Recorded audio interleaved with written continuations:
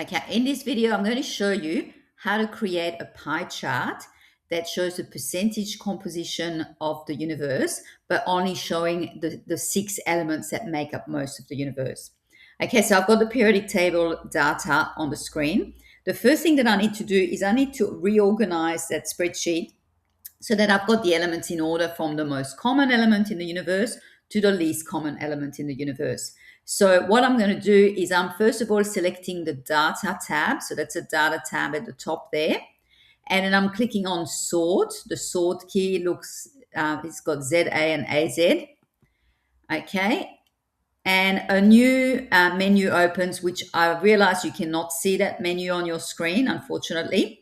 But when that new menu opens, it says sort by, sort on, and order. So where it says sort by, I need to click on the down arrow and I need to scroll all the way down to where it says percentage in the universe, percent in universe. Where it says cell values, sort on, I'm leaving it as cell values, so sort on cell values. And where it says order, I'm clicking on the drop down arrow and I'm choosing largest to smallest. So just going over that again, where it says sort by, percent in universe, sort on, cell values, and order, largest to smallest. Click OK.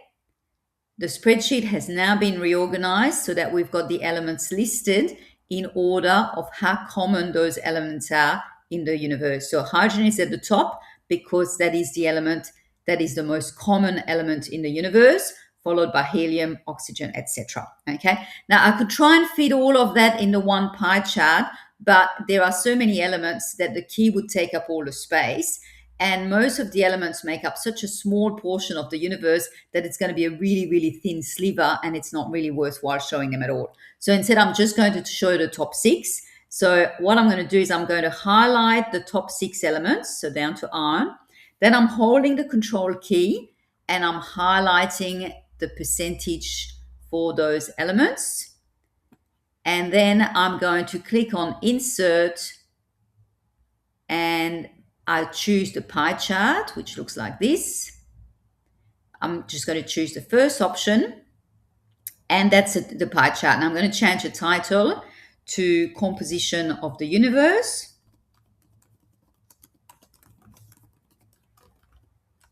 Okay, and if you want to, you can reformat the graph so that if you don't like the colors, you could choose different colors if you wanted to. You can see there's a key at the bottom that shows us what each color corresponds to. Okay, so that's a graph that shows the composition of the universe. Now you can modify these instructions to create a graph that shows the composition of meteorites, of the earth, of the ocean, and of humans as well.